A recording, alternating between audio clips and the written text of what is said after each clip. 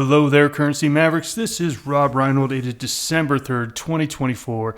Let's get into it. Today was a boring day. I'll just say right now, definitely a boring day. In this session, we're going to go over the news of the day. There was a little bit of news out there.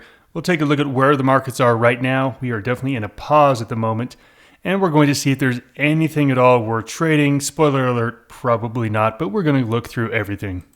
Disclaimer. This video was created for professional Forex and crypto traders. Maverick Currencies is a proprietary trading firm that employs professional traders around the world. Our traders trade firm capital and keep 70 to 80% of profits they generate. All trades and analysis in this video are for professional traders only.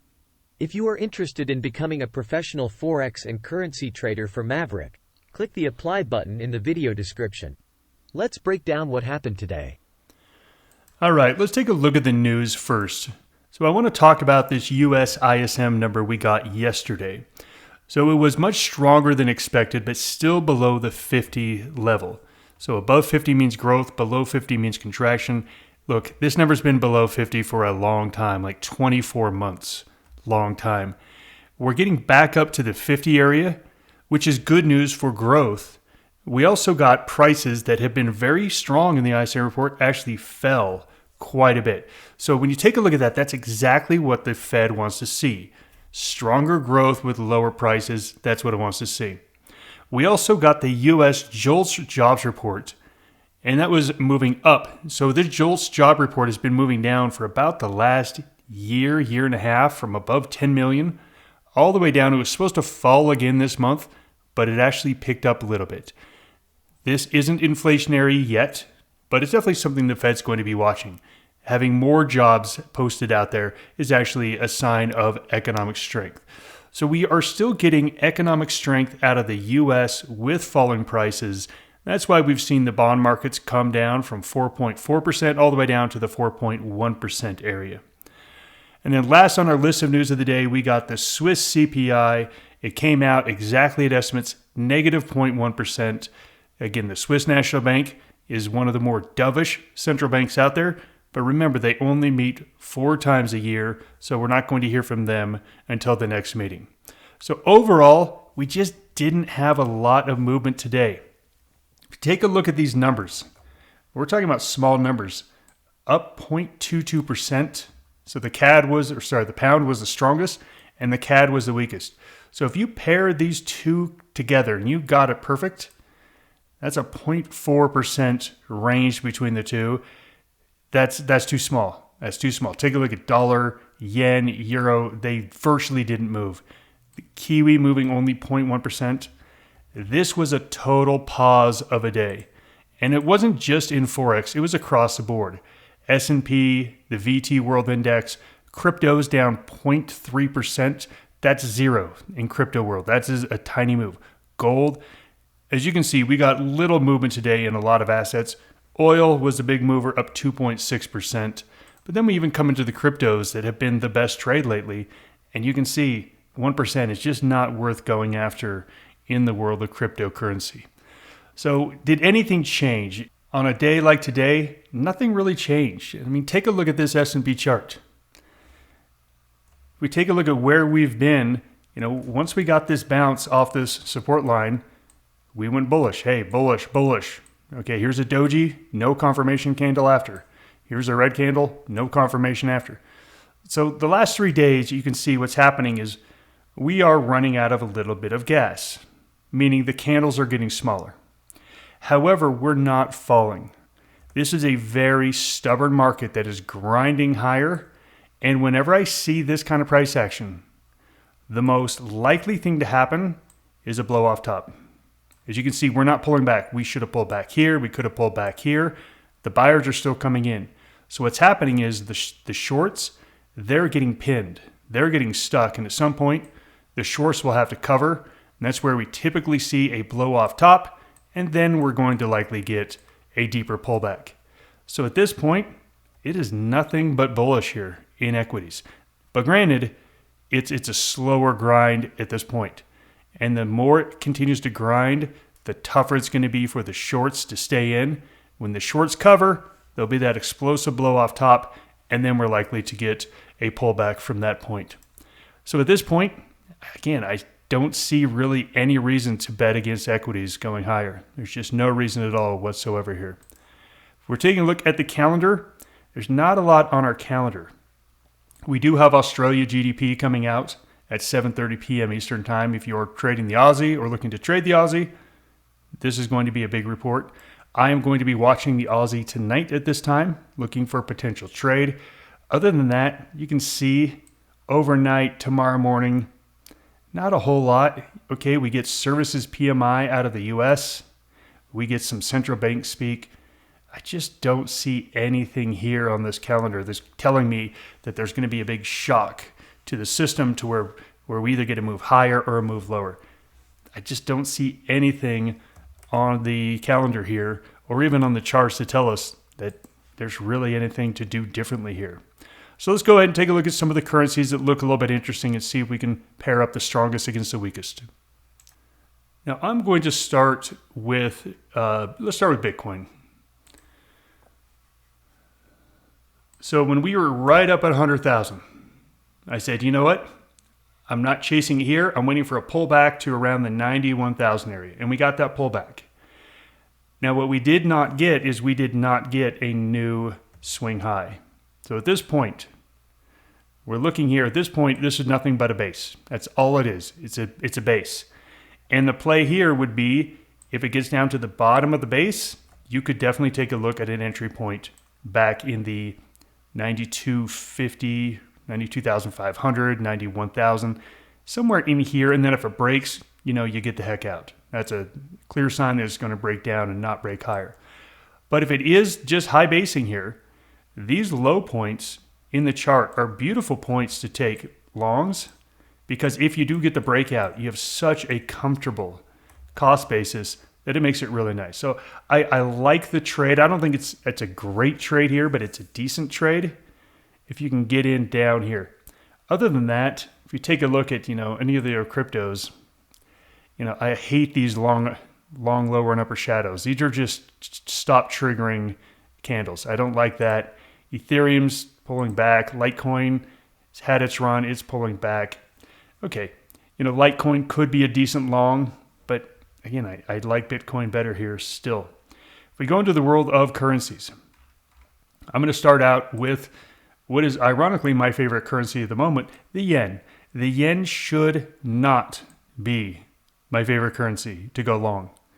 It should not be doing this because, remember, the yen is typically very, very correlated inversely with equities. If equities go higher, yen usually goes lower.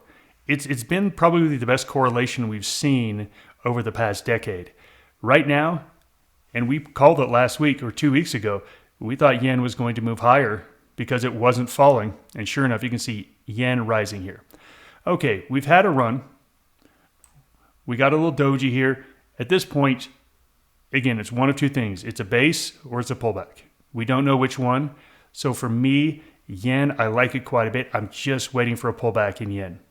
Come over here to the dollar. I don't really like the dollar here.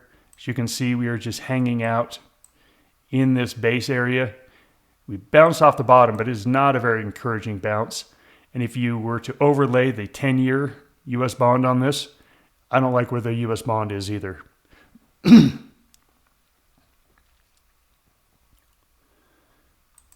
you can see here, the US 10 yield is actually dropping quite a bit. We need that bond market to really be moving higher. Again, look at the strength here in the bond market. Take a look at the dollar strength. Now we're getting falling in yields, and the dollar is not going up anymore. So until yields go really higher, I am not interested in the long dollar. Definitely not interested in a short dollar trade either. That takes us to, okay, where do we go? Do we go hunt in the European currencies? So euro is weak. It's on a daily chart. We go over to a 4-hour chart. Euro had this move down. It had a little bounce up. Okay, maybe euro's a decent short. Let's see if Swiss franc looks any better. Swiss franc, same thing. We've had a little bounce up. Maybe a bear rally to sell into. And the pound is flat. So when we take a look at the European currencies, we're going to throw out the pound. It's simply going sideways. So we're really going to focus on the euro and the Swiss franc. Getting into the growth currencies, the CAD here, we like the CAD on a daily chart, but you can see this is a pretty big pullback on CAD. It needed to bounce at that support line, and it did not. So CAD is now more on the weak side than strong side, but it's not a strong downtrend. It's mostly just a negative one here. So we go over to Aussie. All right, so Aussie had this little bounce, it ran up, and now we're starting to make some lower lows. So for me, Aussie also looks like an interesting short, but the best looking short is still the Kiwi. Kiwi is still the best looking short here. As you can see, just moving lower, had a little rally here off this bottom, falling back down. But I want everyone to see the velocity is just not there right now. Take a look back at these moments. This is where you get velocity. This is velocity. Right here, this is not velocity. We get just a tiny couple days of a move, and then that's it. It's not a great trading environment out there. And as our velocity scoreboard shows, there's a lot of untradeable things right now. Again, we don't trade anything that's just at a -1 to a +1. So what's left for us to trade? Litecoin, Bitcoin Cash. We'll take a look at those. And then there's yen. And I'm going to look at the yen against the Aussie because there is some Aussie news coming out. If the Aussie news is substantially below expectations, I would expect the Aussie to weaken, and I want to pair that against the strongest currency right now. That is the yen. So those are going to be the trade setups we look at over the next 24 hours. Right, let's start first with Litecoin. Again, we saw Litecoin had a big run on the daily chart, big explosive move off this breakout of 105, got all the way up to 140, and we're pulling back. So during this pullback on a daily chart, this is where I don't love to play because what happens is, we got this 140 pullback all the way down to 121. I'm looking at this saying, okay, well, I need to know if this is a base or a pullback, and is this a good pullback? Do we have enough juice to break through this last high of 140 and make it up to the next level of maybe 150? I just don't have the confidence in it. This is a decent trade setup. This is a decent setup. It's not a great setup. It's decent at the moment. Let's see if Bitcoin Cash is any better. And again, you can see I just hate these long upper shadows and lower shadows. And you get a lot of these in Bitcoin Cash. You end up getting stopped out on a lot of these breakouts. So if you're sitting here waiting for a breakout, and you said, hey, breakout at, 547, you got triggered once, twice, 3 times and got stopped out, or at least had to sit through some pain because it didn't really break out. I don't feel like we have the energy right now to actually break out in these cryptos. So I'm still waiting here on these cryptos. So really the only trade I'm going to be looking at is Aussie yen on the short side. And I'm only looking at this because the Aussie has some news coming out.